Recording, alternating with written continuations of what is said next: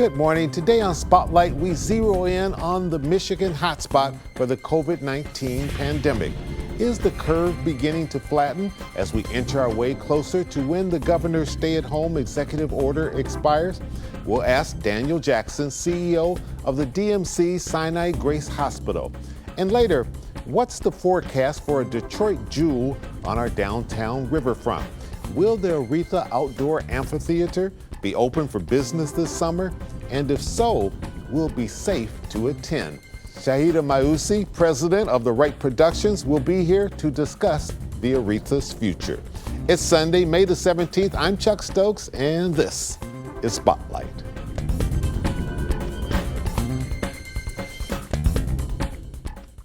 Would it be safe to say that you're sort of the captain of the ship in what would probably be considered the hot spot for the virus in Michigan? I would say that is accurate here at Sinai Grace Hospital, yes. You are in the area that has the greatest number of COVID-19 cases, and I would imagine probably the greatest number of deaths. What do you attribute that to? Because you aren't in the poorest area of the city. There are a couple of factors that have influenced the amount of mortalities we've experienced associated with COVID-19, primarily pre-existing health conditions, including diabetes, obesity, cardiac problems, kidney problems, nephrology. In addition to that, there are about 7 nursing homes in our primary care area, and those nursing homes were hit hard with COVID-19. People who were unable to be mobile, people convalescing, were more susceptible to the virus. So in turn, we saw a lot of those patients who presented with a critical stage of the COVID-19 virus. Are you starting to see a flattening of the curve? Everything is in the context of the initial surge when we saw the highest number of patients, and certainly we've moved beyond that point. We're not out of the woods yet. There are still patients who have complications associated with COVID-19, but we have seen a slight flattening of the curve. You have been very much involved in testing. You've partnered with the City of Detroit and particularly also with the Detroit Association of Black Organizations, Reverend Sheffield, to make sure that you're doing testing, I guess, until the end of this month there at the hospital? We'll be going into testing into the first week of June and beyond if necessary. We've been very fortunate to have multiple partners who have worked with us to make testing available to the community. And so for us, there are a couple of things that are extremely important. One, first and foremost, being available to the public in that moment of need. Whether it's COVID related or not, making sure that our operation that does not close is available 24/7, and we have the capability and capacity to care for patients. And then it becomes about the things that go into that. We have a host of frontline workers that includes physicians and nurses and other caregivers who courageously come in every day to care for those in our community. So making sure that they are safe and they have the resources that they need is a high priority as well. And then thirdly, continue to educate the public about when is the right time to access your healthcare facility and talk to your physician so that we can be the support that you need in that moment.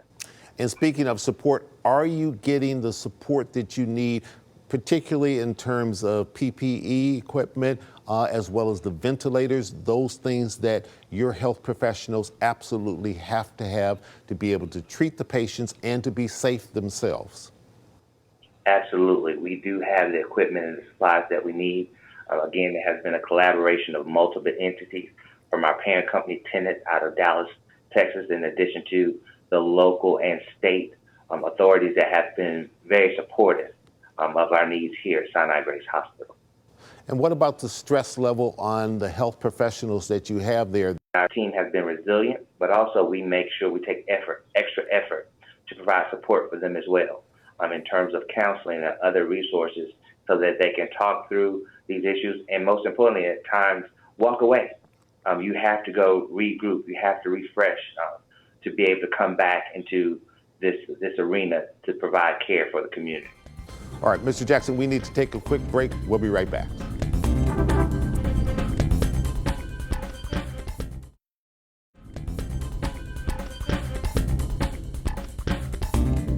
From your perspective as a medical and healthcare professional, is it too soon to talk about reopening, or is this perhaps the best time to do it because our economy is suffering? Right. What I offer is that we have to be prudent and methodical in our decisions in terms of moving forward. What we have experienced lets us know that the world has changed as we have known in the past. And so there are things that we're still learning about the impact of the virus. And so how we proceed should be with caution and a deliberate nature to make sure that we're keeping the community safe and the people that provide care to the community safe. You have a background, you spent a considerable amount of time in Atlanta with their healthcare system. You're a graduate of Meharry College there in Nashville, Tennessee. Not too long ago, the president, CEO of Meharry, put out a very strong message to the community that went all over the world, particularly for African Americans, saying, pay close attention to this virus and please do the things that they were suggesting we need to do in order to stay safe. Do you believe that that message is getting across, particularly to the clientele that you're trying to serve there at Sinai Grace in the DMC? I think we've seen a higher rate of compliance over the course of time. Of course, at the beginning, people are unfamiliar with how to respond. We learn a lot from across the world and then locally.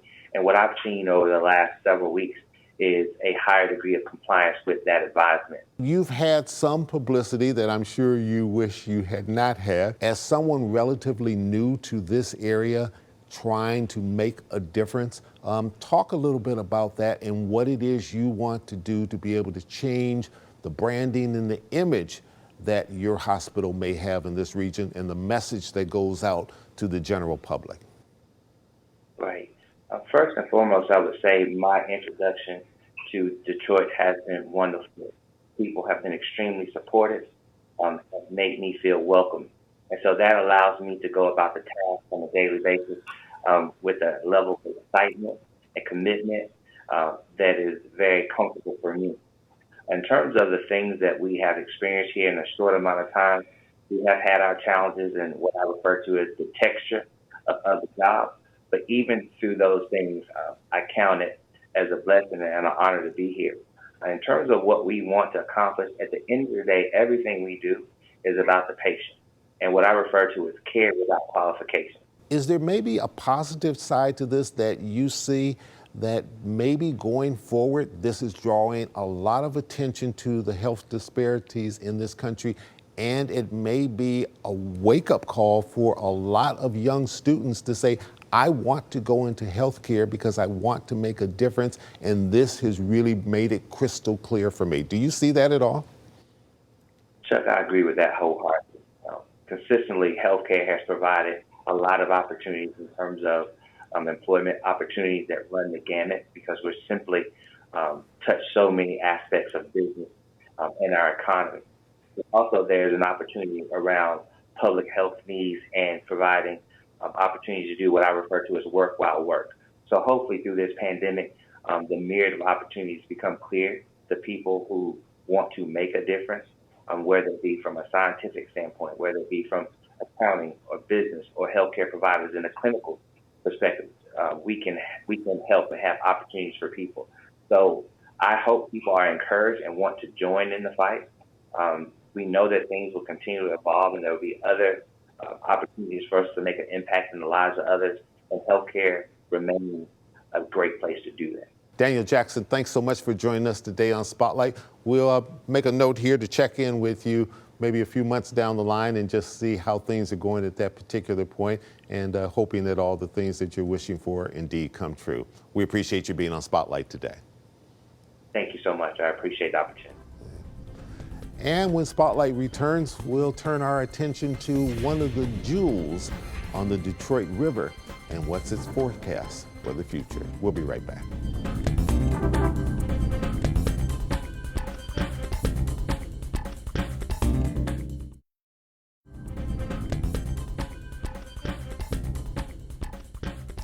And welcome back to Spotlight. Joining me now is a familiar face. If you've been a long-time watcher of Spotlight on the News, Shahida Mayusi. She is president of the Right Productions. Shahida, how you doing?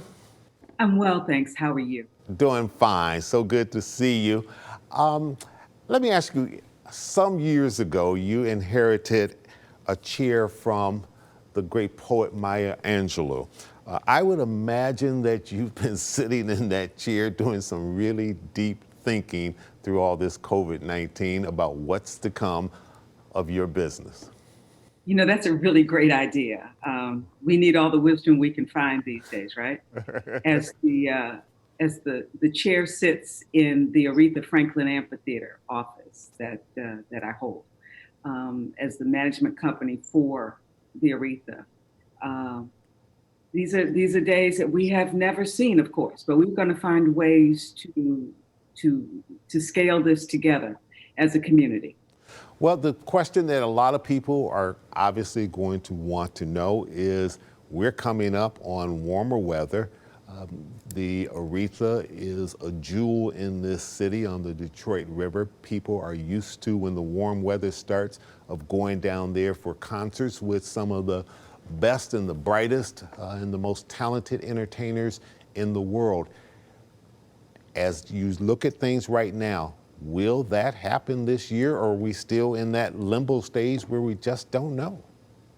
We really don't know. We really don't know. We are still hoping that come July, August, September, that it will be possible still for some of us to gather on the river's edge and see some great music.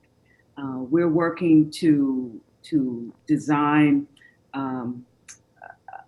a plan that would allow people to safely attend and to social distance in the facility, and to stay safe with all of the sanitation efforts that are available to us. We don't know yet. We are waiting for the governor to determine what is possible for us. But more than that, you know, it does depend on how much we as citizens adhere to what she's asking us to do right now. Ms. Mayusi, you aren't the only venue manager dealing with this. All across the country, your colleagues are dealing with this. You're part of a national organization, I think a relatively new organization of other venues. Tell us a little bit about that and what it is you are talking about right now, and perhaps surveys that you're doing to figure out what can be possible. Well, independent venues are special. Independent venues such as the Aretha, we are a unique place in our community, and we are mindful of being stewards of that space for the public, right? But live music is so much a part of what we do in Detroit, but all across the country. We're not multinational corporations. We are not publicly traded corporations. And so together we must work to make sure that these independent venues, these small businesses, are able to survive after COVID-19. What are you hearing from the public? Are you hearing the public say, we would go into a 6,000 seat facility like the Aretha or the Hollywood Bowl or any of these other venues across the country if we feel we can do it safely? A lot of people will feel that they can come out. Not everyone will feel that way, but a lot of people do, 40 to 60%, depending on age groups in part, right? Mm-hmm. I think it'll be part of our job and part of what NEVA is doing to educate the public about what practices are being put in place to keep them safe. Will we be 6,000 people in attendance at a venue this summer in the city of Detroit? Probably not. Can we accommodate lesser capacities safely? I think we can get to that.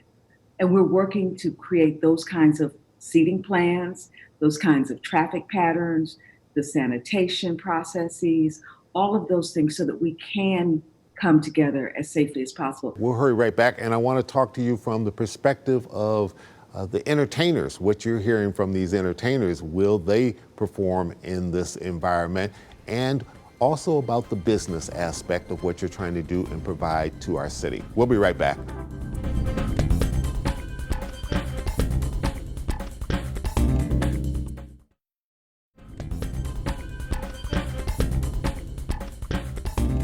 Welcome back to Spotlight, talking to Shahida Mausi, and she is the president of the Right Productions. Shahida, you managed this facility since I think 2004 with 4 of your sons. So it's a unique family business. You've been doing it, and you've been very successful doing it. How unique are you as a person of color managing a facility like this? Are there many like you across the country, or is this relatively unique? It is exclusively unique. I am the only African American owned company managing a venue of this size in the country. So let's talk a little bit from a business standpoint. This is a facility in which you pack people in every year. You may not be able to pack them in this year because of social distancing. You may have to change what that seating plan is like and get less money than more money. But some money, they say, is better than no money. But what is it you're providing to this city when we talk about, quote unquote, what are essential businesses? How many people do you employ, and what kind of tax base is this to our city? We employ on a regular summer over 300 people locally, and every summer. People work there, we do internships there. It is an economic engine in Detroit. It's estimated based on various economic impact studies that have been done from the Riverfront Conservancy or from the entertainment businesses in Chicago, that between $10 and $12 is expended in the community for every dollar that people come and spend at the Aretha. We have a lot of college students that also come and work with us over the course of the summer and return to school in the fall. It's a community. It's a great place to work. We hope that we will be able to hire people this year to come and be a part of the Aretha family. Have you had discussions about your season ticket holders and how are you going to work with them? Well, we're going to do everything that we can to educate people about what our plans are. If we're allowed to open, you will see lots of information from our website, from our social media platforms that will show you, not just tell you, what it is that you can expect at the Aretha. We're doing dance parties now every Friday night, encouraging people to get up and move, right? Be healthy, enjoy the music, be part of the community that is the Aretha. So we're going to communicate effectively by showing people how you'll be entering the venue, how your seating will be distanced, all of the elements that will contribute to making a safe and enjoyable experience. What are you hearing from the entertainers? Because all of this doesn't mean a hill of beans if on the other end of that phone, you're having these big acts say, you know what, we're just sitting out this year until we know we can go someplace and perform safely. Or are they saying, we're ready to get back to work and we think we can do this safely and we're up on stage and we're not worried about getting infected? Well, you know, it's a problem that we're all dealing with, the entertainers as well. Some entertainers can afford to sit out the season and just decide to stay home. Some entertainers are just like lots of people in our community that need to get back to work, that need to earn a living to feed their families by getting on that stage and doing a show. So there's that component as well. One of the things that we'll be doing with NEVA is working through the process of establishing what are backstage standards so that entertainers will know from place to place, if they're on tour, what to expect and what to demand, what to require.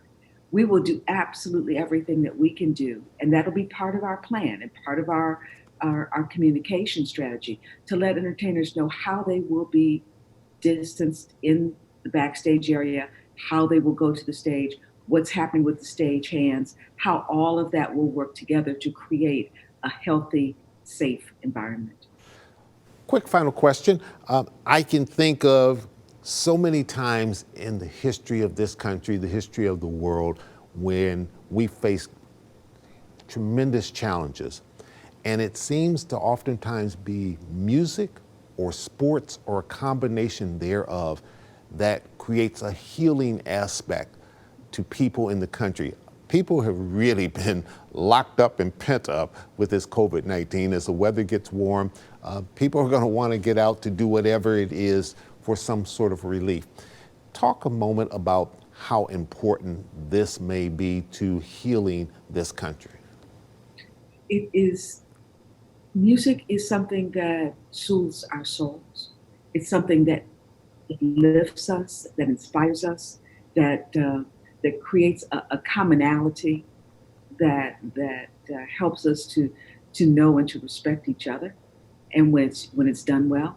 So it's an important part, and it's something that we've asked Congress also to recognize. Right, we're asking that our congressional representatives, our senators, look at this industry that may be among the last industries that is allowed to fully operate after this influx of disease. We need help to make sure that we're able to survive, and we're asking that the PPP was wonderful, but it expires by the end of June. Our venues are not likely to be even open by then. So the help to small businesses, the help to the entertainment industry is one that we need them to look at specifically. And we're asking that of our representatives. We're asking our customers to talk to your representatives and let them know that this is an important part of your life, an important part of our community. Please support us during this period of time and be patient with us while we work through it. Shahida Mayusi, thank you so much for joining us. Best of luck as you navigate your way through all of this, and we'll stay tuned to see when and if the Aretha opens back up and up under what kind of conditions. Have a great day. Stay safe. You're a treasure. Thank you, and you do the same as well. And I'm Chuck Stokes. We'll be back next week with more newsmakers in the spotlight. We hope you have a great week. And remember, you can always watch us online at WXYZ.com. Have a great day.